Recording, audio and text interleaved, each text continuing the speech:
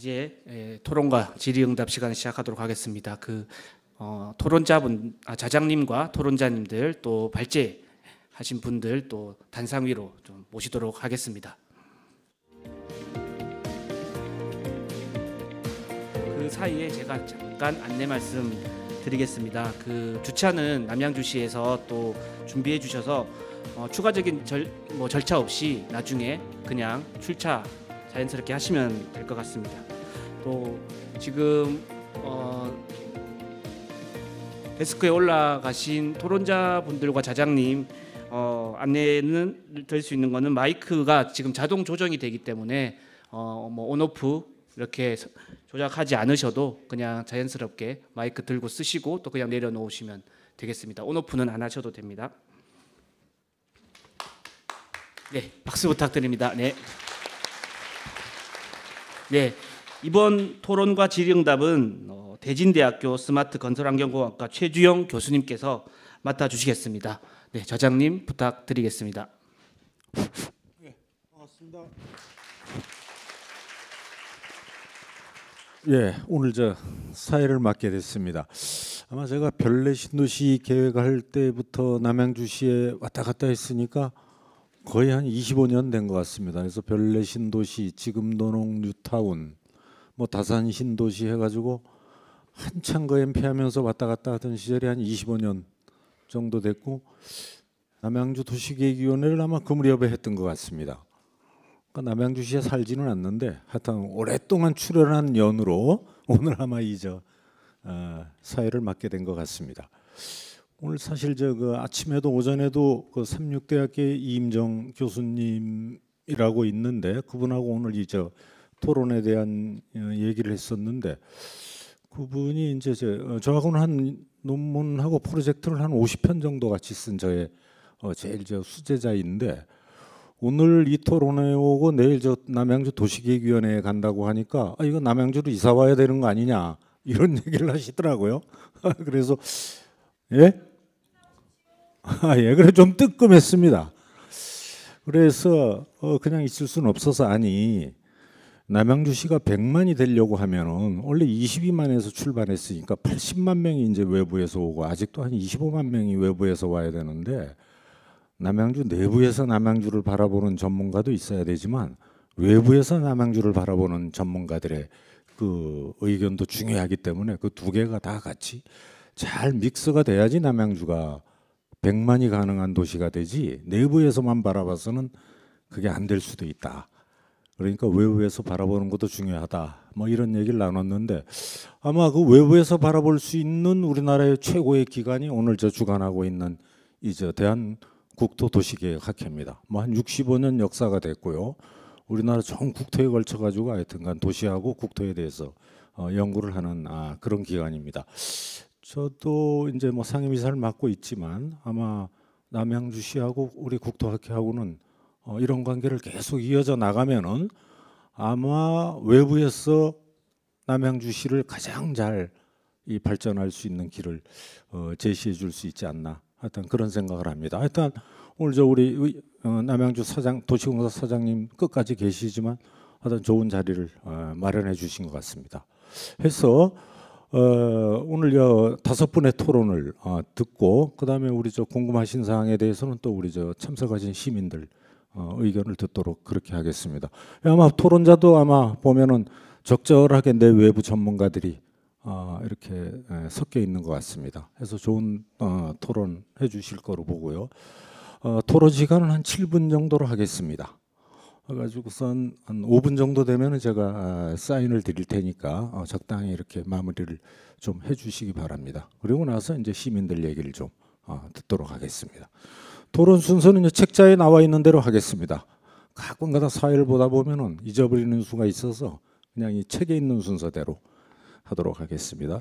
제일 첫 번째는 우리 최창규 한양대학교 도시대학원 교수님께서 토론해 주시겠습니다. 아마 우리 최 교수님은 현재 국토학회 부회장을 맡고 계시고요. 아마도 이후에 아마 우리 국토학회 이제 회장이 아마 될 그런 분이십니다.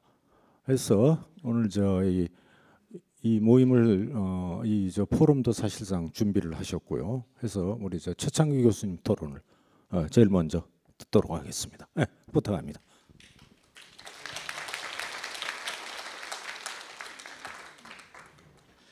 예, 안녕하십니까. 저 소개받은 한양대학교 도시대학원의 최창기 교수입니다.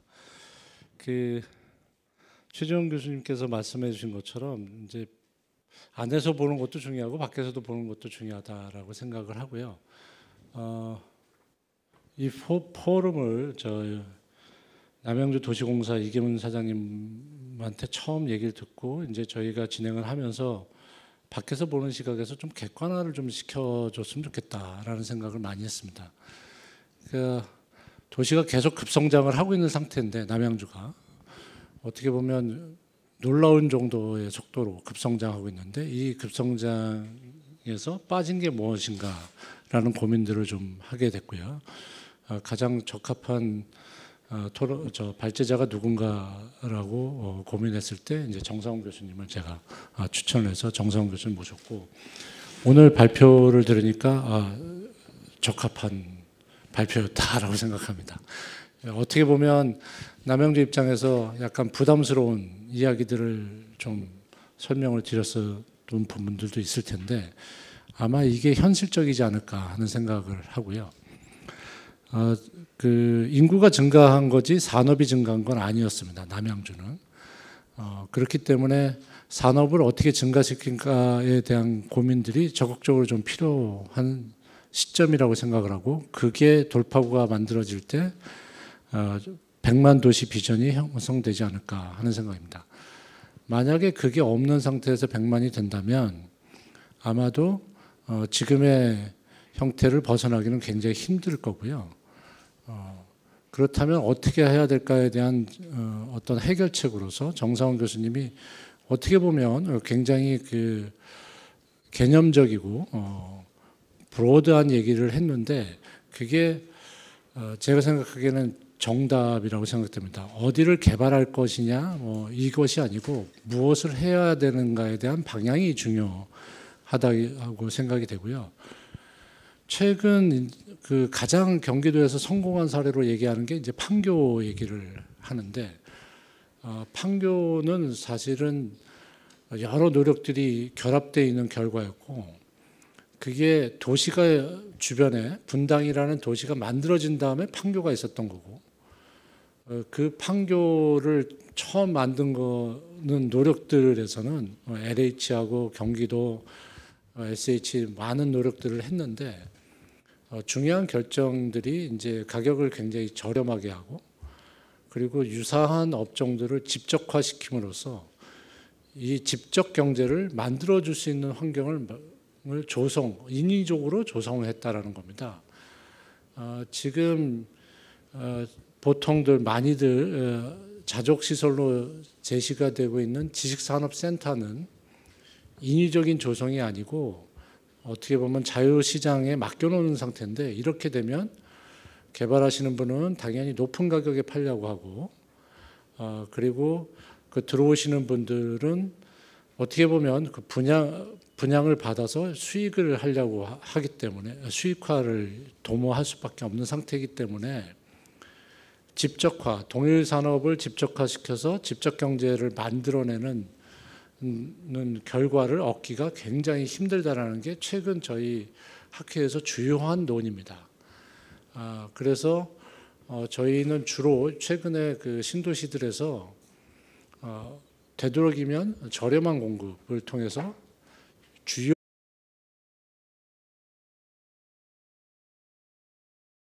기업을 유치를 하고 그걸 통해서 시너지를 일으키자라는 주장들을 좀 하고 있고요. 여기서 이제 어려움이 있습니다. 뭐냐면 LH 김선영 본부장님 오셨는데 LH는 사업자거든요. 사업자 입장에서는 수익이라는 게 어느 정도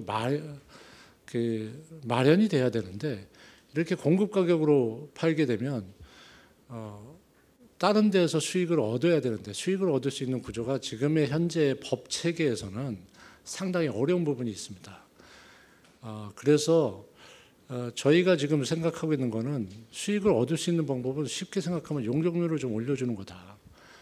주택지에서의 용적률은 좀 올려주고 자족시설은 조금 더 복합화시키고 또 주요한 거점 산업들은 굉장히 그 전략적인 가격으로 유치하고 이런 세 가지 전략들을 좀 만들어 줘야 지금 직장이 없는 상태에서 주거가 중심이 됐고 약간의 여유 공간들, 레저 공간들이 결합되어 있는 남양주시에서 직장을 끌어들이는 전략으로서는 이게 굉장히 유용한 전략이 아닌가 하고 생각을 하고 있습니다.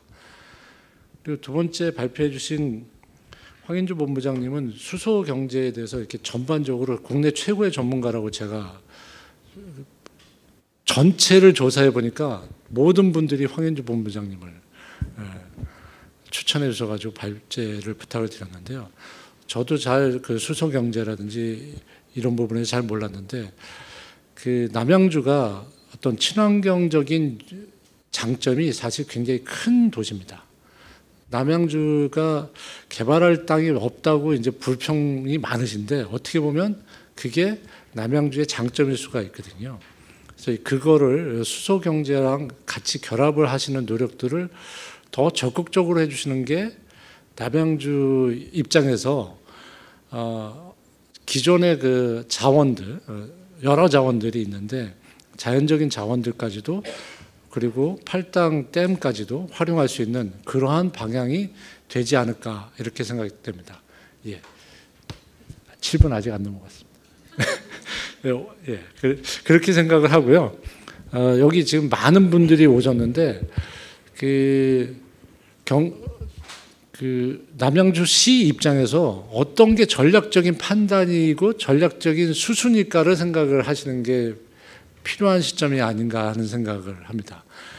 지금 강남이 굉장히 개발됐다고들 많이 얘기하고 집중이 많이 된 것에 대해서 논의하는데 강남에 기업체가 입주하기 시작한 거는 강남 개발 이후 20년 지나서 거의 그리고 30년 지나서 활성화되기 시작했습니다. 아까 정상훈 교수님이 보여주신 분당 경우에도 20년. 지금 남양주는 확 성장한 지 한 15년. 크게 잡아서 20년이거든요. 지금부터 전략적으로 기업들을 유치하셔가지고 이 동북부의 어떤 성장에 기여하시기를 기원하겠습니다. 예, 이상입니다. 네, 감사합니다. 예, 뭐 하여튼 말씀하신 걸 뭐 사회 보면서 중언부언하지는 않겠습니다. 아마 상기 신도시가 저도 과천하고 창릉 신도시 MP를 했는데 가장 문제가 이 상기 신도시 전체의 이 자족 시설 용지가 너무 많다는 겁니다. 과연 이게 우리나라 현재의 기반에서 이거를 다 수용할 수 있겠느냐 하는 이제 문제가 하나 있고요. 또 하나는 남양주를 포함한 북쪽이 좀 열악하죠. 여러 가지가 과연 그 경쟁에서 이길 수 있느냐 하는 이제 그 두 가지 큰 문제를 가지고 있는데 아마 그걸 해결하기 위해서는 아마 가격이나 말씀을 하신 것 같습니다. 제가 이전에 양주 해천 신도시 할 때 워낙 분양이 안 돼가지고 사실 그거 조성원가 이하로 그 공급을 하는 그 당시에 방안을 짜서 그거를 LH하고 협의해서 국토부하고 해가지고 뭐 실현시키는 과정에 이제 최종 불발은 됐는데 그 가격 인하를 시키니까 삼성에서도 관심을 갖더라고요. 그러니까 가장 중요한 건 결국 이제 합리적인 가격을 어떻게 결정할 것이냐 이게 문제인데 이제 이런 부분들은 뭐 남양주시뿐만이 아니라 뭐 LH, 국토부 모두가 또 머리를 맞대고선 해야지 될 사안이 아닌가 하는 생각이 듭니다. 예, 두 번째는 우리 장윤배 경기연구원 선임연구위원님께서 토론해 주시겠습니다. 아마 우리 장 박사님은 저하고 해가지고 지난번에 우리 남양주가 인구 100만 천 받을 때도 하여튼간 사실 그거를 경기도에서 같이 심의를 하셨고 그 전에 98만 받을 때도 해서 아마 경기연구원 계시면서 아마 이 남양주시의 여러 계획에 대해서 상당히 많은 관심을 가져가지고 주의 깊게 보셨던 우리 연구원 중에 한 분입니다. 그래서 우리 장 박사님 토론 듣도록 하겠습니다. 네, 경기연구원의 장윤배입니다. 예, 반갑습니다. 네, 최 교수님 뭐 소개받은 바와 같이 저도 남양주 한 20년 전에 한번 그 관련된 과제를 했었고요. 그 당시에는 뭐 이만큼 이렇게 개발이 된 정도는 아니었고 인구 한 30여만 정도 이렇게 됐을 때인데 전체적인 그 2000년대 초반이니까요. 그 당시에 경기도의 뭐 김포나 용인이나 뭐 난개발 얘기가 굉장히 많았습니다. 그래서 남양주도 앞으로 그냥 두면 그럴 위험이 있기 때문에 체계적인 어떤 발전 방안을 만들자라는 과업을 했던 기억이 납니다. 지금 와 보니까 뭐 70만이 넘었다 그 시장님 말씀하셨고 굉장히 많이 발전했다라는 생각이 듭니다. 예, 그 남양주시는 전형적인 그 도농 복합시였죠. 그런데 지금 현재는 그 발전이 되면서 다액 구조화가 돼 있는 그런 시입니다. 저희가 분석을 해보니까 시청을 중심으로 해서 그 굉장히 이렇게 그 시청 밀도가 그렇게 높지가 않아요. 시청 중심지가. 그리고 외곽으로 갈수록 그런 어떤 밀도에 대한 그 영향이 굉장히 적습니다. 그 얘기는 평탄하다는 얘기죠. 그 점적으로 다액 중심으로 해서 개발이 되고 있다라는 특성을 가지고 있습니다. 이런 특성이 수도권 우리 경기도에 이런 도시들이 꽤 있습니다. 그러니까 용인시가 그렇고 화성시가 그렇고 남양주시 그렇고 그렇게 돼 있고 그렇기 때문에 이러한 시들의 특징은 요즘 최근에 이러한 그 공영 개발, 공공 개발에 의해서 대규모 택지 지구들이 들어서고 있는 지역들이죠. 그에 비해서 이제 성남 뭐 그 부천, 안양 이런 시들은 이미 그 일기 신도시 때 개발이 된 이후에 이미 또 노후화가 되고 있습니다. 그래서 노후 도시로 돼서 지금 또 특별법으로 해가지고 또 정비가 되고 있는 사정이죠. 그래서 남양주시는 굉장히 젊은 도시고 앞으로 발전 가능성이 있는 도시다라고 생각을 하고 있고 그렇기 때문에 지금 뭐 발전 방안 얘기를 하듯이 그 앞으로의 그 계획들이 굉장히 중요하다라고 생각을 합니다. 거기에 관련해서 좀 말씀을 드리고 싶은데 저는 그 남양주시가 남양주의 시만 볼 게 아니고 수도권 동부의 어떤 중심이다 이렇게 생각을 합니다. 그래서 지금 메가시티, 메가리전 그런 얘기들이 작년에도 많이 이렇게 나왔었는데 남양주시가 이런 수도권 그 동부에 어떤 중심지로서의 역할이 필요하다라고 생각을 합니다. 서울까지 포함을 해가지고 보면 우리가 수도권 광역도시 계획에서 제2생활권에 지금 남양주시가 속해 있는데요. 그 서울의 경우는 청량리, 남양주, 경기도의 의정부 이렇게 해가지고 삼각 정도의 축이 됩니다. 광역 거점을 그렇게 잡고 있고요. 그 가운데 이제 상계동이 들어가는 거죠. 그렇게 돼서 그 동북부의 어떤 중심지로서의 남양주를 좀 생각을 해야 된다라고 저는 보고 있고 그러기 위해서는 아까도 산업 얘기가 잠깐 나왔는데 산업이라는 중심이 지금 어떤 산업을 가져가야 될 것이냐라는 게 굉장히 중요하죠. 그런데 그 수도권 전체로 봤을 때 불행히도 남양주는 어떤 그 개발 어떤 산업 축상에는 산업 벨트라고 하죠. 벨트상에 좀 제외가 돼 있는 상황입니다. 그래서 그 우리가 그 영종도에서 시작되는 어떤 국제 어떤 비즈니스 벨트가 있고요. 서울을 통해서. 근데 청량리까지는 가고 있는데 그게 이제 남양주로 이어져서 이게 동부의 중심이 돼야 되는데 또 그러지를 못하고 있어요. 그리고 그 아래쪽에 그 우리 용인 그 반도체 용인이죠. 용인부터 해서 이렇게 올라오는 경부 축에 있는 ICT 어떤 스마트 벨트가 있는데 그게 또 이제 남양주까지는 못 오고 있어요. 그 중간에 끊기고 있는 그런 상황이기 때문에 이러한 산업 벨트를 저는 국가적인 차원에서 한 번 더 한번 생각을 해야 된다. 아까도 잠깐 나왔는데 어떤 특별한 어떤 특구라든지 그런 개념을 어떤 대선 공약에도 들어있다 이렇게 그 발제 내용이 나와 있는데요. 그와 마찬가지입니다. 남양주를 좀 우리 국가 차원에서의 어떤 거점화 시킬 수 있는 벨트에 포함을 시켜서 전략적으로 동북부의 어떤 메가시티로 발전시킬 수 있는 그런 전략을 좀 가져야 되지 않느냐. 그래서 이번에 국토학회에서 하면서 그런 아이디어를 저는 좀 제시를 하고 싶고요. 그 국가 차원의 어떤 대응 방안 이런 것들을 좀 요구했으면 좋겠습니다. 그러지 않으면 지금 그렇게 돼 있거든요. 남양주시는 생태관광 스마트 농업 벨트예요. 이건 아니지 않습니까? 예, 이건 아닙니다. 그래서 우리 지금 아까 나와 있던 자족용지와 또 결합해서 말씀을 드리면 자족용지가 지금 그 한 47만 평 정도 되는 것 같아요. 합해 보니까 제가. 근데 이 규모가 그 성남시의 어떤 판교 제1, 2, 3 판교의 테크노밸리의 합이 한 50만 평 되거든요. 거의 면적이 비슷합니다. 남양주시의 어떤 택지 개발 면적을 더해 보니까 한 930만 평이 되더라고요. 그 성남시가 판교 분당 합해서 한 900만 평 되는 겁니다. 그래서 이 정도 면적이면 딱 성남시의 그 수준입니다. 그래서 앞으로의 우리가 가지고 있는 남양주시의 이 자정용지 정도 되면 아까 나왔던 발표 나왔죠. 그 테크노밸리 정도 수준이 돼야지 이게 지속 가능하고 운영 가능한 수준이 됩니다. 그러기 위해서는 굉장히 고민이 많은데요. 아까도 분양가 얘기가 나왔는데 분양가라는 부분이 싸게 분양하려면 우리 산단으로 돼야 되거든요. 조성원가로. 그러면은 도첨 산단으로 해서 아까 시장님 말씀하신 게 42만 평 말씀하셨어요. 42만 제곱미터인가요? 예, 그 정도 말씀하셨는데 네, 이런 그 대규모 부분을 면적을 우리가 싸게 분양을 해야 되는 그런 상황이기 때문에 사업 시행자 입장에서는 굉장히 어렵지 않을까라는 생각이 듭니다. 그 분당 테크노밸리, 판교 테크노밸리 사례를 보면 판교 테크노밸리는 도시개발 사업을 했습니다. 그래서 이게 조성원가가 아니고요. 그냥 다 받은 거죠. 감정가로 다 분양을 했고 워낙 여기가 그 기업 입장에서는 수익성이 예상되기 때문에 그냥 다 팔린 거죠. 그런데 그만큼 지금 남양주에서 그만큼의 시장성이 있을까라는 게 굉장히 걱정이 되는 부분이고 아까 그 카카오 얘기가 나왔는데요.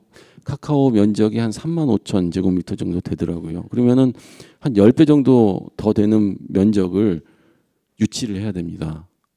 네, 굉장히 고민되는 부분이고 그러기 위해서는 저는 아까 말씀드린 바대로 국가 차원의 지원이 필요하다. 국가 단위에서의 어떤 그 특화된 산업 벨트로서의 위상을 좀 갖도록 이렇게 해야 되겠다라는 말씀을 드리겠습니다. 네, 그 다음에 좀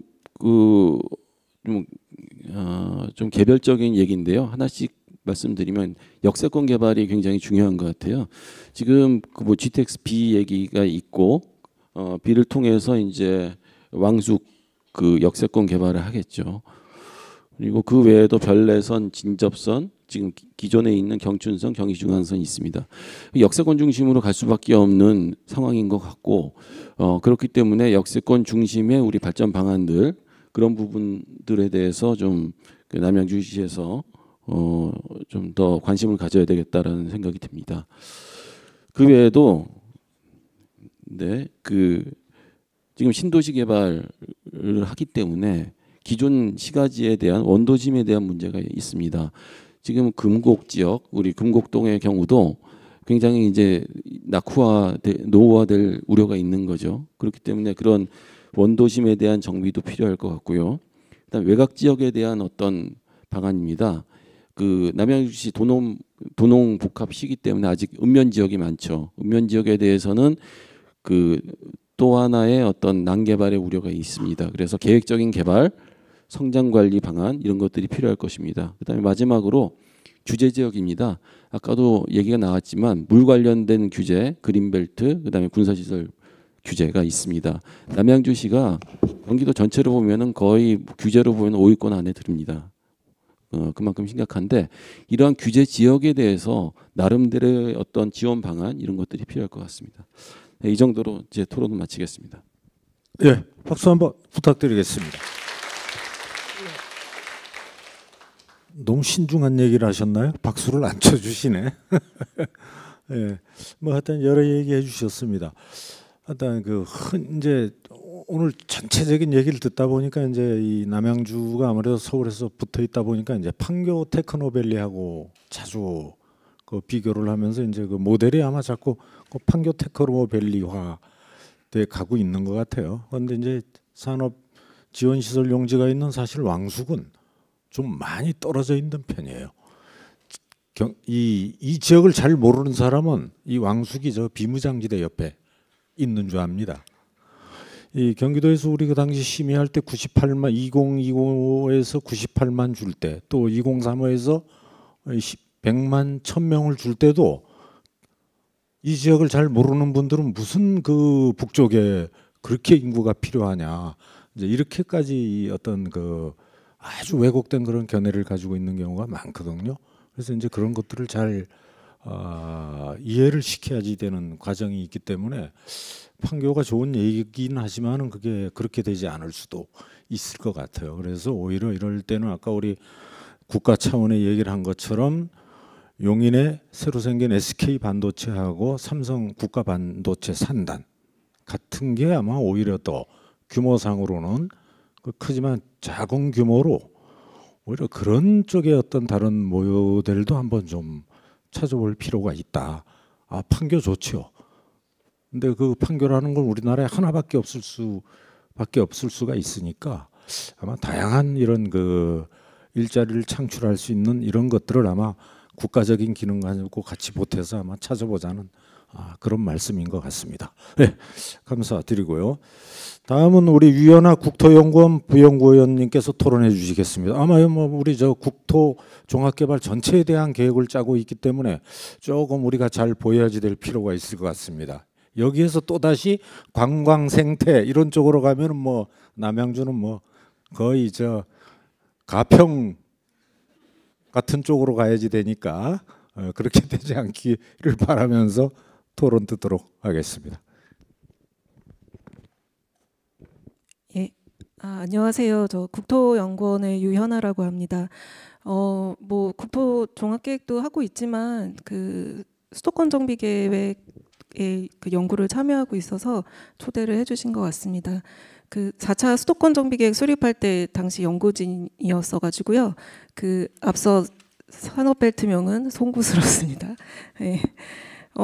오늘 이제 남양주 회의에 와 보니까 저는 굉장히 좋더라고요. 이렇게 좀 밝고 이런 분위기. 근데 제가 주로 수도권도 하지만은 이제 국토연구원에 있다 보니까 지역에도 많이 다녀요. 근데 지역은 지금 되게 인구 감소의 현실에 부딪혀서 그 오만이 무너지는 그런 간절함 속에 있는 도시들도 굉장히 많거든요. 그래서 남양주가 지금 성장하는 도시로서 되게 중요한 지금 지점에 와 있다라는 생각이 듭니다. 그래서 오늘 그 제가 주로 토론을 드릴 부분은 그 정 교수님의 첫 번째 공간구조 관련된 내용인 것 같아요. 그래서 교수님께서는 이제 남양주의 잠재력을 바탕으로 발제를 해주시면서 이제 산업 기반의 취약성이나 그런 자족 용지의 과다한 것을 좀 생태계적으로 연결하는 그런 것들을 말씀을 해주신 것 같습니다. 그리고 앞서 두 분께서도 좀 비슷한 내용을 했고 말씀을 해주셨고 저 또한 이제 그 주제를 보면서 비슷한 생각을 했던 것 같아요. 그래서 제가 오늘 토론을 말씀드릴 요지의 핵심 키워드는 5개 정도 됩니다. 다핵화, 그리고 고용 기반 취약성, 그리고 산업입지 전략의 전환, 그리고 자족도시의 한계, 그리고 계획 정책 간 연계 이 5가지 키워드이고요.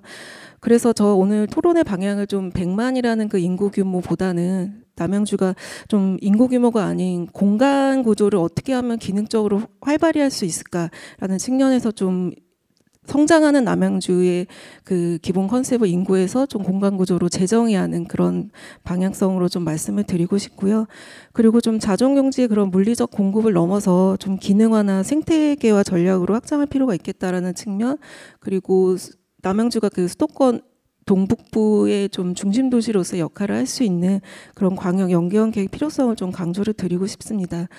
수도권은 이미 이제 오래전부터 비지적으로 확장을 해가면서 계속 좀 팽창을 경험을 했죠. 근데 그 발전 경로가 안타깝게도 좀 남부축으로 내려가면서 그런 지방에 있는 그 R&D 기능까지도 남부에 몰리면서 더 남부가 커지는 현상이 지금 발생을 하고 있습니다. 수도권 내에서도 남부 북부 격차는 거의 7대3 정도 되죠.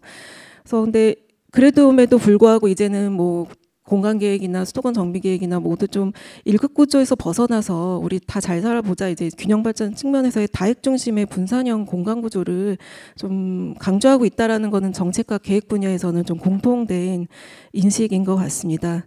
그래서 이런 이제 다핵화 흐름은 수도권 외곽의 도시들에겐 좀 새로운 기능과 역할을 부여할 수 있는 그런 기회적 요소가 될 수 있다고 평가를 할 수 있겠고요.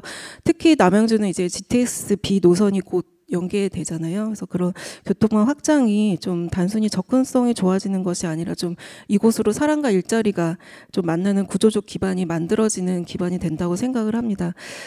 그러나 이제 현실적으로는 여전히 산업 구조는 좀 취약하고 이제 고용 기반이 좀 충분히 뒷받침되지 않아서 겉으로는 이제 남양주가 계속 성장하는 것처럼 보일 수 있지만 실제로는 외연만 확장하고 있는 도시라는 평가를 피하기 어려운 측면도 있다고 생각을 듭니다.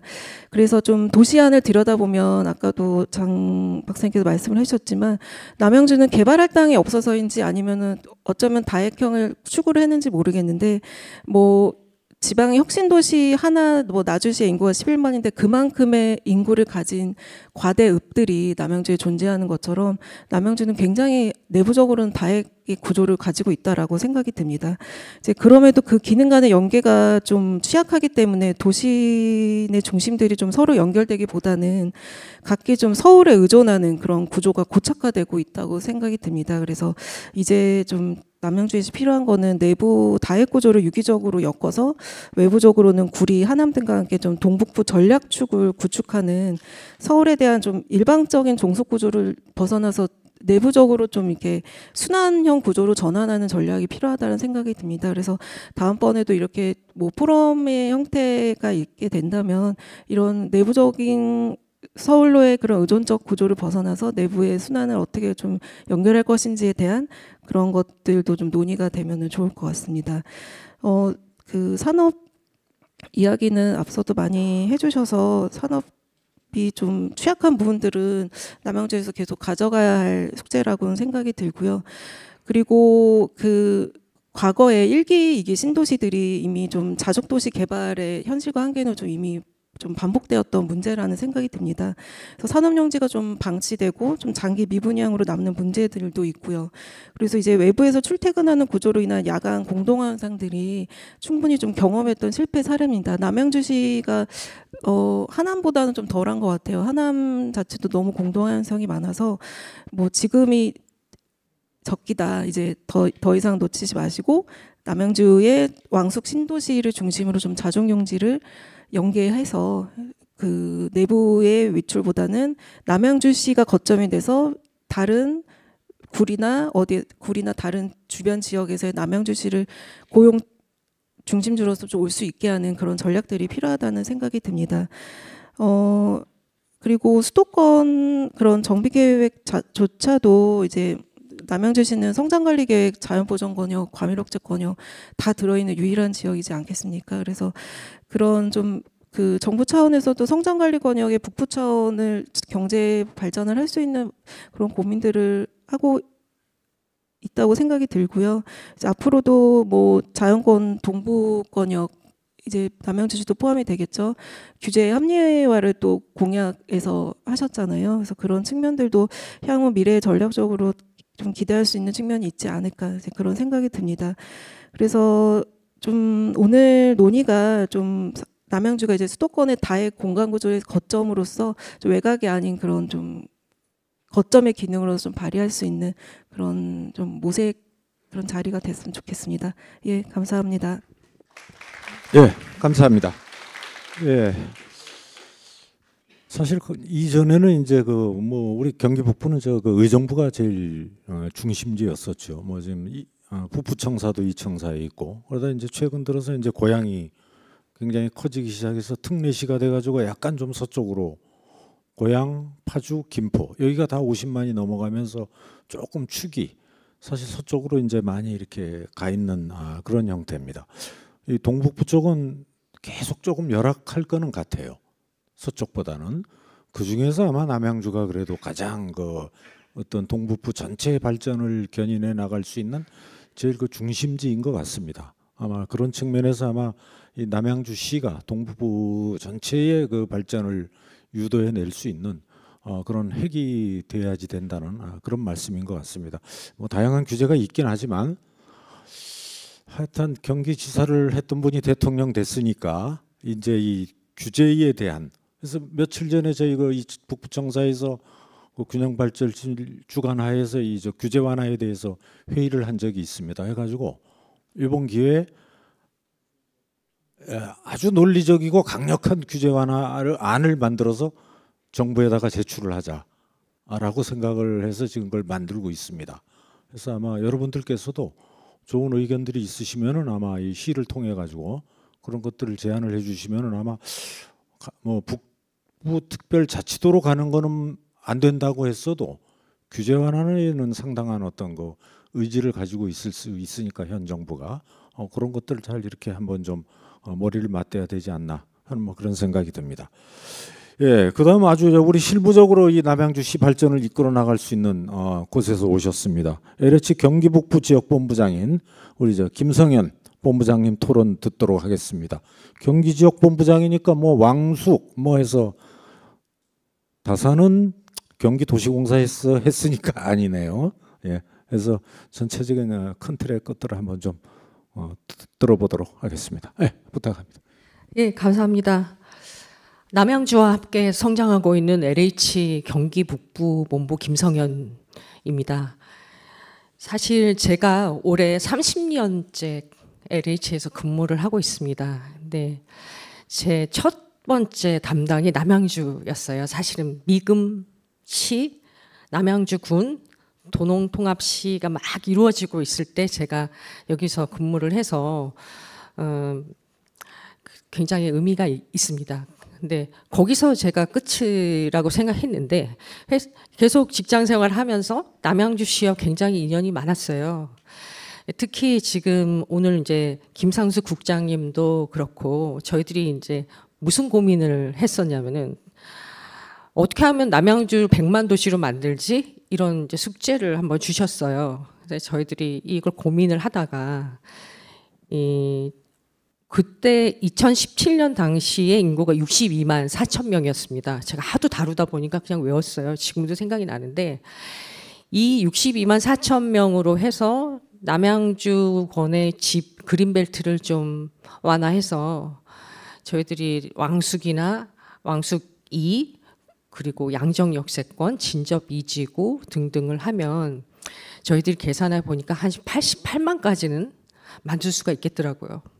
근데 고민이 100만이 하려고 하면 아까 전에 이제 우리 이제 교수님께서 최주영 교수님께서 말씀해 주신 것처럼 규제 완화 그리고 기업 유치가 아니면 답이 없다는 결론을 얻었습니다. 그러니까 그때 검토했던 자료가 지금하고 수치를 비교해 보면 되게 유사해요.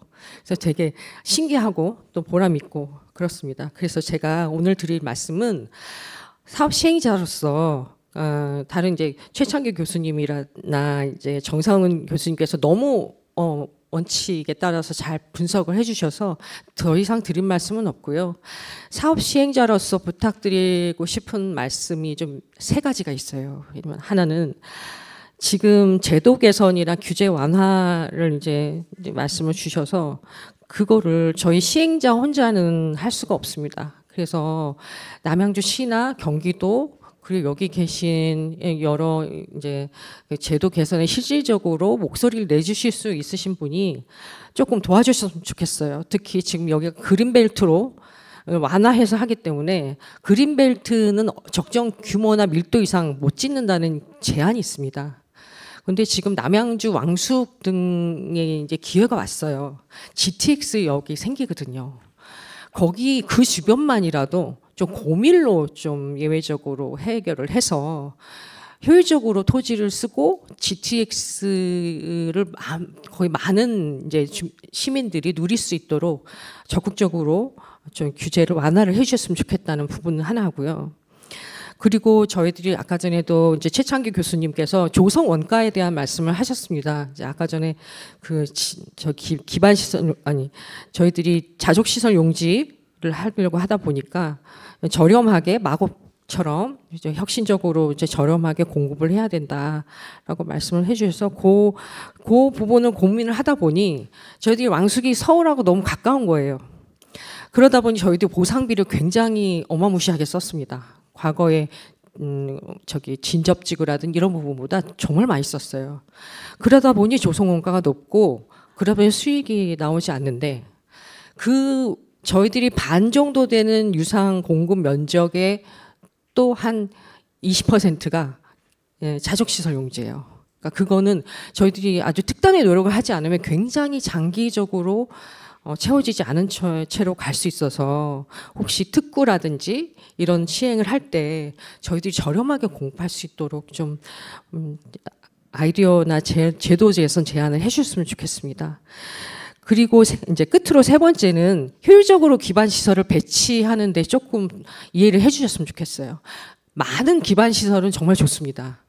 하지만 저희들이 조성원가라든지 그 비용을 아껴서 시민들에게 최대한 저렴하게 공급을 하려고 하면 굉장히 효율적인 방식으로 기반 시설을 선택을 해야 될 것 같습니다. 그 부탁을 드리고요.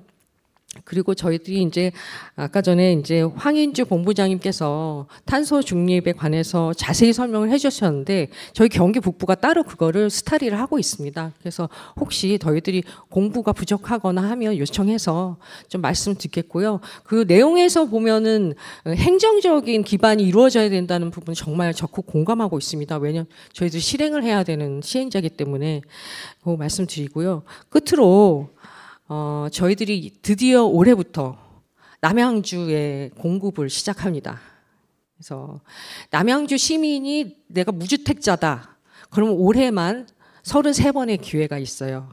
지금 부동산 동향이 이제 계속 상승할 거로 예상이 되니까 올해는 그보다도 조금 저렴하게 공급이 될 겁니다. 그래서 남양주에 11개 블럭이 공급이 되는데요. 그 중에서 저희들이 3번에 각각 블럭별로 남양주 시민이라면 3번의 기회가 있습니다. 그러니까 도합 올해는 33번의 기회가 있는 거예요. 그래서 그 부분들이 저희 LH가 열심히 몇 년 동안 노력한 거에 대해서 우리 시민들께 보답할 수 있는 기회였으면 좋겠고요. 모델하우스가 지금 별내 오픈이 될 예정입니다. 7월 달부터 계속 지속적으로 오픈되는데 그 자리에는 시장님이라든지 국장님이라든지 여러 참석해 주신 분들 모두 초청해서 저희들 좀 지켜봐 주셨으면 하는 부탁이 있습니다. 예, 경청해 주셔서 감사합니다. 고맙습니다. 네, 감사합니다. 예, 실무선에서 하여튼 느끼는 여러 가지죠. 제도 개선이나 뭐 제도 개선, 조성원가, 뭐 효율적인 그 기반 시설. 제가 그 중앙도시계획위원을 할 때 그때 아마 이 왕숙 신도시를 심의를 했었던 것 같아요. 그래서 그 당시에 제가 이걸 아주 면밀히 들여다봤는데 왜 이렇게 조성원가가 높아지고 또 여기에 들어가는 아파트 분양가가 높아지나 봤더니 첫 번째가 이게죠. 훼손지 복구 사업입니다. 지비를 해제를 하면서 하니까 아마 제가 그 당시에 본 거로는 아마 왕숙이 제일 컸던 것 같습니다. 훼손지 복구 사업 비용이 엄청나게 많았고 두 번째가 이제 공원 녹지 비율이 너무 높은 겁니다. 지비를 훼손했다고 해서 공원 녹지 비율을 일정 비율 이상보다도 훨씬 더 높게 책정을 하니까 아무래도 이게 가용지가 줄어들으니까 결국은 비용이 많이 올라가더라고요. 그다음에 마지막에 효율적 교통 얘기하셨는데 그것도 전적으로 공감합니다. 이게 규모가 크니까 광역교통 개선 대책을 수립하는데 어마어마한 비용이 들어갑니다. 이게 그러다 보니까 당연히 이 조성원가가 비싸지고 아파트 분양가가 비싸져서 그린벨트 해제해서 했으면은 한 평당 한 1,000만 원에 분양돼야지 되는데 그 이상을 넘어가는 경우도 있고 해서 아마 사업상에서 그런 것들이 여러 문제가 있다는 걸 느끼신 것 같습니다. 아마 이 부분은 뭐 LH 혼자서 해결할 수는 없는 문제고 아마 다양한 기관들이 같이 모여서 해야지 될 그런 문제인 것 같습니다. 당시에 중앙도시계획위원들도 야, 이거 훼손지비 복구 비용 이거 너무 많다. 이걸 최대한 줄일 수 있는 방법이 없겠나. 근데 뭐 현행 법상은 그게 되지가 않아서 했는데 그린벨트를 해제한 것 치고는 사실 그 효과가 의외로 크지 않을 수도 있는 것들이 아마 이런 것들 때문에 그런 것 같습니다. 그래서 그럼 뭐 이게 30만 미만이면은 경기도에서 제가 위원장으로 있는 경기도 도시계획위원회에서 심의를 하기 때문에 할 수가 있는데 뭐 면적이 다 30만 넘어가니까 이게 다 국토교통부 사안이다 보니까 이건 뭐 아무래도 국가적인 차원의 문제니까 경기도를 중심으로 해서 다양한 기관들이 같이 좀 해나가야지 되지 않나 하는 생각입니다. 단기간에 하기는 쉽지 않을 것 같다는 생각도 들고요. 마지막 토론자입니다. 원래 오늘 저 예결위가 있어가지고선 지금 갈까 말까 가야 되나 하다가 지금 끝까지 남아 계셨습니다. 우리 저 남양주시를 제일 잘 아는 우리 김상수 국장님 토론해 주시겠습니다. 네, 안녕하세요. 다산 정약용의 도시 남양주 도시국장 김상수입니다. 오늘 이렇게 이 포럼을 통해서 남양주 발전을 위해서 좋은 의견을 주신 발제자분들, 토론하신 분들 너무 감사드립니다. 지금 이제 저는 좀 우리 시를 아까 우리 이제 김성현 그 LH 본부장님께서 얘기했지만 예전부터 고민을 했던 부분들이 한 10년 전에 고민했던 부분들이 지금 이제 비로소 조금 이루어지고 있다는 생각이 드는 부분이 있고요.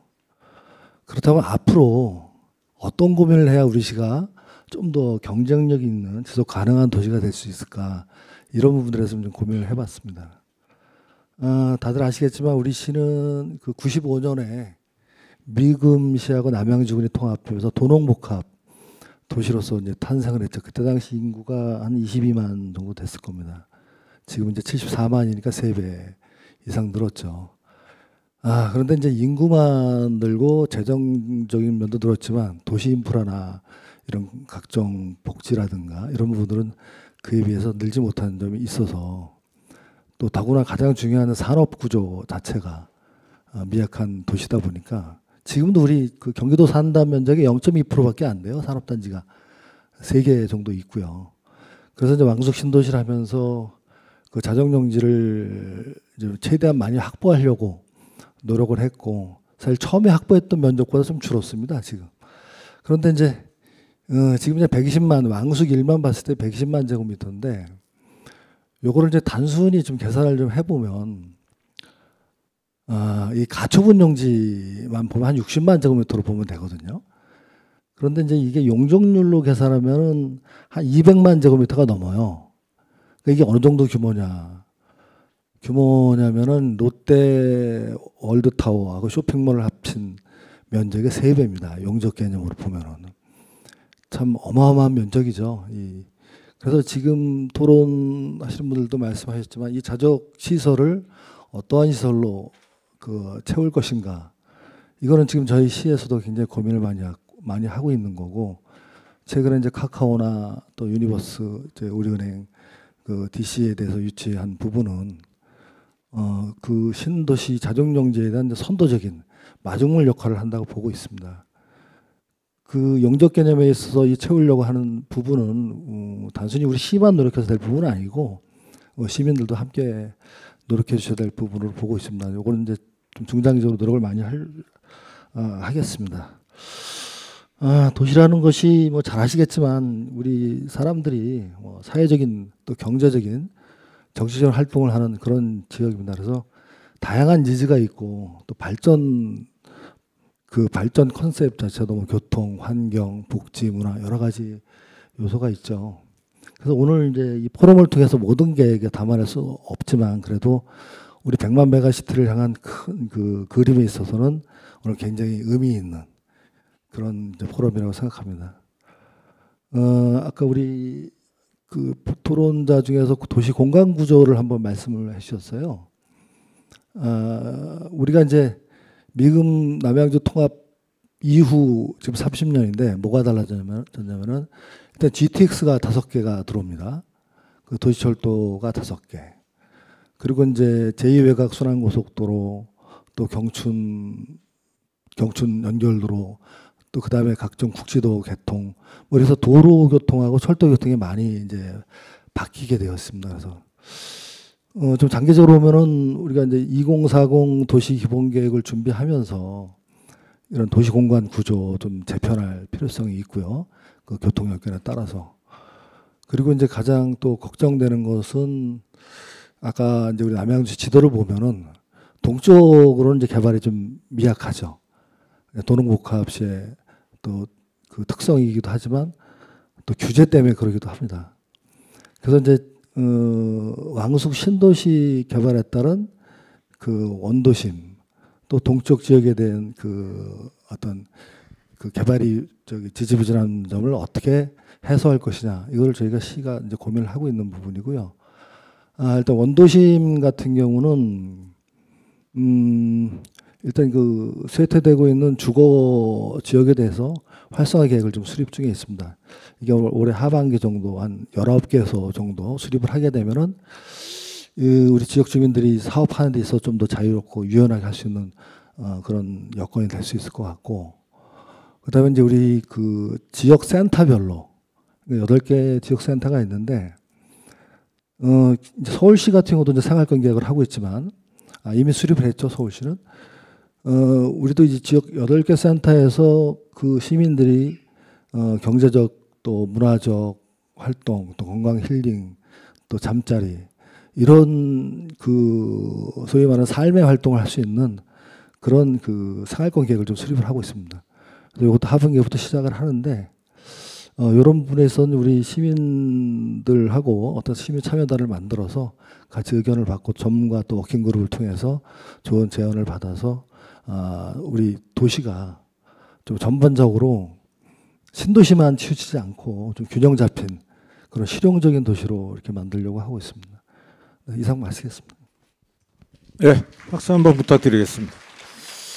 하여튼 뭐 우리 김 국장님은 남양주시 전체이자 하여튼간 그 도시 발전에 대한 실질적인 이제 그 축을 이끌고 있기 때문에 뭐 하여튼 많은 고민이 있으신 것 같습니다. 일 잘하는 의미에서 다시 한번 박수 쳐드립시다. 예, 토론자들 얘기 다 들었고요. 이제 우리 참석해 주신 분들 뭐 궁금하신 질의사항이나 또는 의견 있으면 듣도록 하겠습니다. 한 분이 너무 오래 얘기하시면은 다른 분이 얘기를 못하니까 2, 3분 정도로 해서 간략하게 자기 소개하시고 의견을 주시기 바랍니다. 혹시 오늘 꼭 의견 말씀하실 분 있으시면 한번 손을 한번 좀 들어봐 주시겠습니까? 몇 분 되시나 한번 보게. 예, 알겠습니다. 예, 제일 먼저 말씀하시죠. 앞에 나가서 하겠습니다. 저는 한국전력공사 남양주지사장 박정순이라고 합니다. 여러분들도 잘 아시겠지만 남양주시가 전력이 굉장히 많이 부족합니다. 저희가 이제 남양주지사를 통해서 전기 공급 신청을 받고 있습니다. 그러면은 모든 기업들이 저희 통해서 이제 전기를 좀 넣어주세요 하고 오는데 약 한 3년 전부터 그 용량은 전기가 부족해서 전기를 공급할 수 없습니다라는 거부를 저희가 보내고 있어요. 굉장히 안타까운 거죠. 기업이 예를 들어서 큰 건물을 짓고 기업을 열겠다고 하는데 전력 공급을 못 하고 있는 겁니다. 근데 이제 굉장히 이상하게 제가 한국전력공사에 한 35년 정도 근무하면서 10서너 개 시를 돌아다니면서 근무를 해봤는데 전기 시설을 특히 변전소를 건설하는데 반대를 하는 도시가 남양주에서 처음 봤습니다. 지금 평내 호평 지역의 변전소를 저희가 건설을 해야 되는데 주민들의 극렬한 반대로 변전소 건설이 계속 늦어지고 있습니다. 뭐 대략적인 이야기를 들으면은 뭐 전자파가 위험하다, 혐오 시설이다, 뭐 이런 얘기로 반대를 하는데 실질적으로 청와대에도 변전소가 있고요, 용산에도 변전소가 있고 서울 시내 곳곳에 변전소가 있습니다. 저 또한 변전소에서 약 25년 정도 변전소를 100m 이내로 두고 근무를 한 사람입니다. 그래서 제가 이렇게 마이크를 들은 것은 남양주시가 발전을 하려면은 변전소가 곳곳에 있어야 합니다.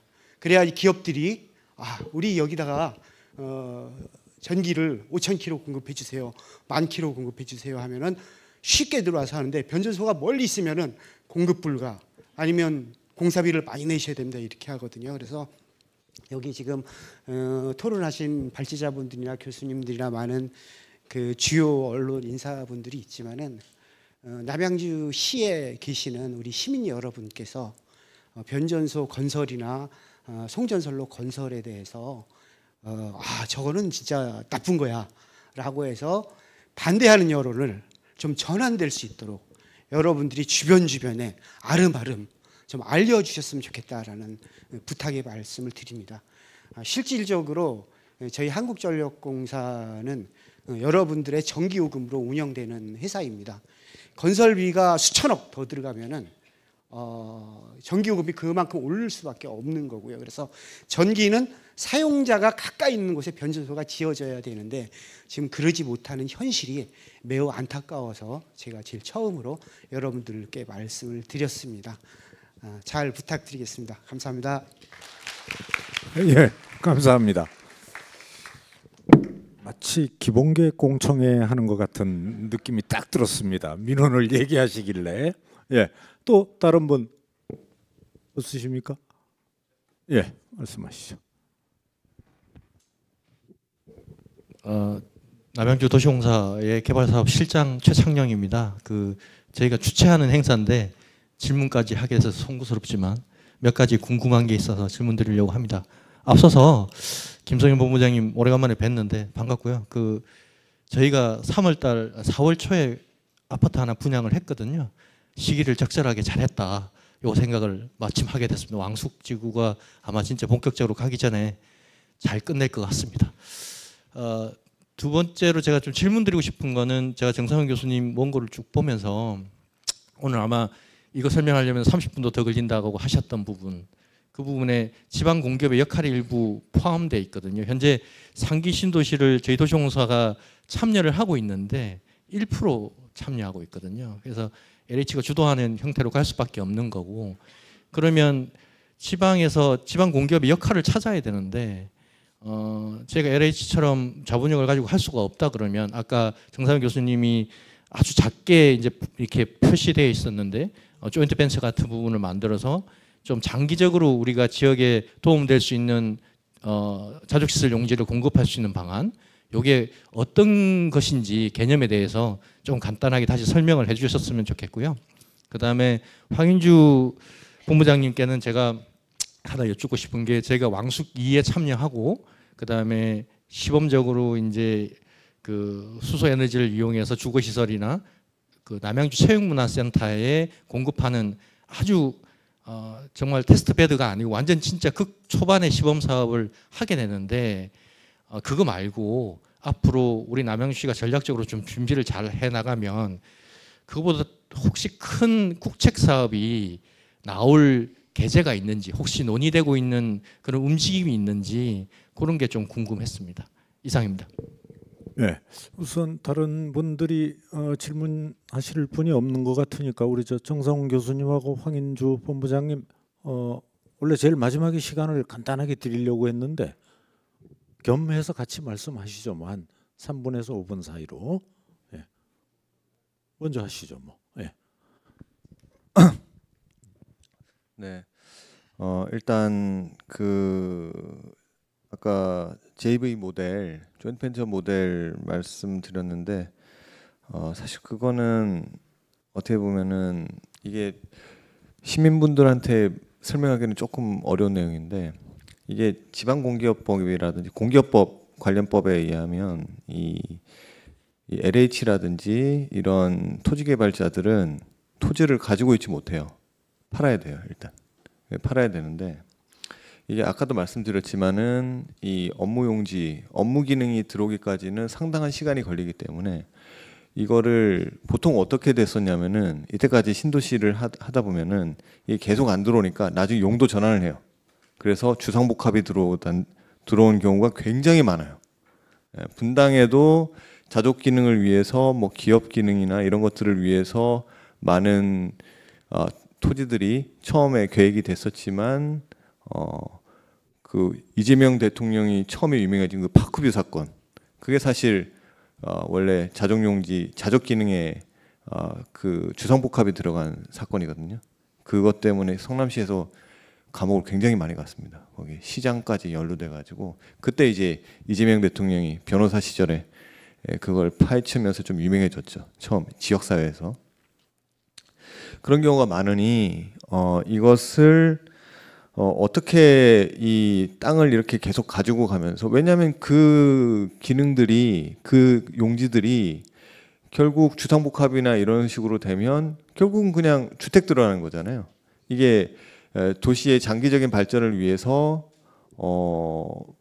도시의 장기적인 발전을 위해서는 그 업무 기능으로 들어가는 것보다 훨씬 더 안 좋은 영향을 주니까 이걸 어떻게 들고 올 수 있을까, 그것을 이렇게 연구를 쭉 하다 보니 이게 LH나, 저는 뭐 남양주 도시공사를 생각한 건 아니고 지자체 공사를 할 때 GH 정도를 사실은 생각을 해서 그때 얘기를 했던 건데, 거기서 LH나 GH가 합작법인을 만들어서 그것을 계속 보유하고 적정 사업자에게 매각하는 역할을 하고, 그리고 용지를 분양하는 SPC에도 같이 공사가 이렇게 들어가는 그런 식으로 되어서 이게 결국은 이게 어떻게 보면은 이게 결국 판교같이 이렇게 쭉 그냥 그 자리에서 공급을 하면 엄청나게 싸게 줘야 되고 그 베네핏은 기업들이 다 가져가는 건데, 그것을 LH나 공기업들도 같이 누리게 하면서 이걸 들고 있을 수 있는 명분을 만들자, 이런 식의 그런 사업 구도를 이렇게 짠 것인데요. 뭐 그 정도, 그 정도 구조라고 좀 말씀드리면 될 것 같고. 근데 이거는 좀 공기업법이 같이 좀 개정이 돼야 되는 부분이 있습니다. 일단 아까 판교 말씀하셨는데, 판교가 처음부터 그렇게 잘 되는다고 예상한 사람 별로 없어요, 사실. 왜냐하면 제가 유학 가기 전에 회사에서 일을 할 때 판교 일을 했었거든요. 그때 판교를 이제 분양을 하고 나서 제가 한참 일할 때는 판교 분양이 끝났었고, 근데 기업들이 아무도 안 들어오려고 그랬어요. 아무도. 왜냐하면은 이게 그냥 땅만 가지고 있다가 전매 제한 기간이 10년을 줬었는데 10년 동안 팔지 못한다라고 했었는데 10년 채워가지고 땅 팔고 나갈 생각만 다 하고 있었어요. 그리고 그 기업 직원들 반대도 굉장히 심했고, 대부분 이제 강남이나 이런 데 있었기 때문에 거기로 이렇게 그냥 가는 거를 조금 뭐랄까, 직원들도 별로 안 좋아하고, 그러니까 이게 그때 계속 페널티를 계속 줬었어요. 만약에 너네 몇 년 안에 이거 건축공사 해가지고 안 하면은 이거 계약 취소하겠다 라든지 이런 식의 압박을 계속 썼었어요. 그 아까 말씀드릴 때 그 조성원가 조금 더 붙여서 팔았는데 그래도 굉장히 낮은 가격에 분양을 했던 건데, 그게 당근이었다면 채찍도 같이 썼어요. 채찍도 같이 쓰면서 억지로 이렇게 만들어낸 거예요, 사실은. 근데 이게 이 정도로 성공을 할 줄은 사실은 몰랐죠, 아무도. 어떻게 보면은 이게 다른 지역에도 다 마찬가지인데, 저도 지금 아까 최주영 교수님 말씀하신 것처럼 이게 판교처럼까지 되려나? 이거 잘 모르겠어요. 근데 판교 시작할 때도 지금 판교처럼 될 거라고 예상한 사람 별로 없어요. 이게 기업들이 같이 모여서 이 시너지가 일어나기 시작하면은 이거는 그 이후에 어떻게 될지는 사실 어떤 전문가도 예상하기 힘든 부분이거든요. 아까 정리를 좀 해주시죠. 이제 네? 너무 오래. 죄송합니다. 네? 아까 최창 교수님 말씀하셨지만 남양주 자체도 굉장한 장점이 있기 때문에 저는 남양주가 굉장한 포텐셜이 있다고 생각합니다. 왜냐하면 이게 일단 자연환경 요소가 좋은 것 자체가 R&D 입주에 굉장히 유리한 것이고, 그리고 고령화가 될수록 사람들은 그런 곳을 좀 선호하게 될 수밖에 없거든요. 그 고령화 트렌드 플러스 이런 것, 친환경 이런 것들을 다 고려했을 때 저는 굉장한 포텐셜이 있고 나중에 미래는 어떻게 될지 아무도 모른다. 그러니까 자신감을 가지고 시작을 해도 된다라고 말씀을 좀 드리고 싶습니다. 감사합니다. 네, 박수 한번 부탁드립니다. 네, 우리 홍본부장님. 황인주입니다. 그 질문 주신 부분이 좀 명료해서 이제 일단 대상은 이제 주거 지역인 것 같고요. 그렇다고 그러면 이제 아마 그 입지 확보라든 이런 것들은 이제 신규로 들어간다고 그러면 크게 문제는 없을 것 같은데, 관건은 이제 수소를 어떻게 이제 확보할 것인지 그 부분이 이제 첫 번째 검토가 좀 돼야 될 것 같고요. 그래서 이제 수소가 확보됐다는 된다는 전제하에서 이제 좀 말씀을 좀 드리면, 그 일반 재정 사업으로 좀 해주는 부분들이 이제 수소 연료전지법 보급 사업이라든지 이런 부분들이 있을 것 같고요. 그다음에 이제 국토부 쪽에 그 수소 교통 복합 기지 지원 사업이 있는데 1년에 뭐 한두 건 이렇게 해주는 것 같습니다. 그 두 가지 정도가 이쪽 그 입지 주거 쪽에 적합한 그런 어떤 그 재정 지원 사업이 좀 될 것 같고요. 그 R&D로 보게 되면은 이제 국토부 쪽에서 지금 기획되고 있는 건데, K 수소 도시라는 그런 기획이 하나가 있고, 어번 넥서스라는 그런 이제 어떤 미래의 어떤 그 도시 이런 쪽에 대해서 좀 기획이 좀 진행되고 있거든요. 그래서 이제 그런 부분들의 어떤 내용 컨텐츠 부분을 한번 살펴보고 그쪽 기획팀이라든지 아니면 이제 뭐 국토부 그 산하에 있는 이제 그 진흥원이라든지 이런 쪽하고 좀 조율을 하게 되면은 이제 이쪽에 접목할 수 있는 그런 모델이 나오지 않을까 좀 생각이 되고요. 근데 지금 이제 우리 12개 정도 그 소도시가 진행은 되고 있지만 완공이 됐다고 볼 수 있는 한 3개 소도시가 있지만 이제 애로사항들이 많이 발생을 하고 있더라고요. 그 운영 유지 관리의 그 지속성 이 부분도 좀 많이 고려를 해서 이제 좀 진행을 해야 될 때가 아닌가 좀 그렇게 생각이 됩니다. 예. 네, 감사합니다. 예, 뭐 생각보다는 조금 일찍 끝나는 것 같습니다. 그래서 마무리를 지으려고 합니다. 제가 경기도 그 31개 시군을 프로젝트를 하면서 한번 2040년까지 전체 인구가 어떻게 증가하는지를 한번 31개 시군을 다 돌려본 적이 있습니다. 그때 2040년까지 꾸준하게 인구가 증가하는 것은 고양시 하나만 인구가 증가하는 것으로 나오더라고요. 여러 가지 여건상. 그냥 우리나라 전체 인구가 줄기 때문에 그게 생각보다 그렇게 아니더라고요. 2035년을 기점으로 해서 인구가 성장하는 지역도 인구가 감소하고 고양시 하나만 좀 증가하는 것으로 나오더라고요. 뭐 그것도 믿을 수는 없죠. 그러니까 그 정도로 인구 증가를 시키고 100만으로 가는 과정이 이게 굉장히 쉽지가 않습니다. 아까 우리 김성현 저 본부장님께서 얘기하셨는데 저희도 이거 심의할 때 돌려보니까 한 89만, 88만, 89만 정도밖에 안 나오더라고요. 남양주시가. 근데 이제 기본계획의 인구는 어차피 목표 인구고 계획 인구니까 조금 더 주기는 했지만 이 100만을 달성하기가 이게 상당히 만만치는 않습니다. 결국 이 100만을 달성하려고 하면은 민, 관, 학 전부가 다 같이 머리를 맞대야지만이 이 100만으로 가는 과정을 달성을 할 수가 있지 어느 뭐 관이나 민이나 학이나 어느 한 군데서 해서는 이게 되기가 그렇게 만만치 않습니다. 해가지고 남양주시가 하여튼간 인구 100만의 도시로 가려고 하면은 하여튼 이게 민관학이 하여튼간 긴밀한 연관을 맺으면서 이런 그 심포지엄이 일회성에 끝이지 않고 이런 국대학회 같은 전문적인 기관과 같이 상당히 오랜 기간 이렇게 논의를 해야지 아마 될 것으로 보여집니다. 100만의 달성 시기도 뭐 2035년, 2040년이니까 충분한 시간적인 여유는 있는 것으로 생각이 됩니다. 그래서 우리 여기 뭐 패널분 또 우리 국장님 또 우리 참석하신 여러분들이 하여튼 남양주시가 100만이 되려고 하면 여러 가지 측면에서 서로가 같이 협업 뭐 조금 더 그하게 얘기하면 뭐 거버넌스 시스템이 하여튼간 잘 구축이 돼야 될 것 같습니다. 그래서 아직은 뭐 100만이 안 됐지만 하여튼간 남양주시가 앞으로 100만 돼 나가는 과정들을 하여튼간 우리 모두가 다 지켜본다는 차원에서 이 남양주시 100만이 꼭 달성될 수 있도록 그렇게 하여튼간 염원을 해봅니다. 하면서 오늘 저 2025 남양주 도시발전 포럼 하여튼 장시간 동안 이제 참석해 주신 우리 저 참석자들께 감사드리고 도시발전 포럼 마치도록 하겠습니다. 예, 수고하셨습니다. 네, 토론을 이끌어 주신 좌장님 그리고 또 토론자님 또 발제자분들께 다시 한번 큰 박수 부탁드립니다.